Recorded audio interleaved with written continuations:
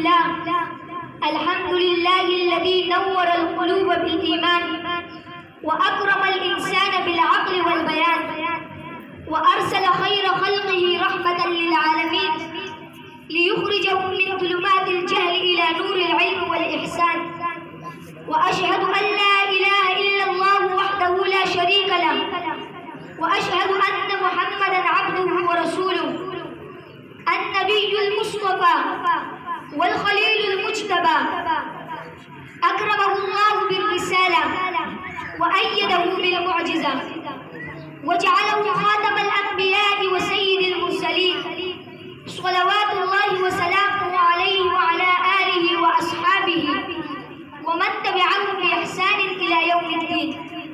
أما بعد، يا أمة الحبيب المصطفى صلى الله عليه وسلم، حديث اليوم عن خير الورى، عن منقذ البشرية من الظلم والضياع، عن إمام المتقين وقائد الغر المحجلين، عن الذي أضاءت به الأكوان وبنوره انقشعت ظلمات الجهل والطغيان، عن محمد صلى الله عليه وسلم الذي قال عنه ربنا جل وعلا، قال تعالى: وما أرسلناك إلا رحمة للعالمين.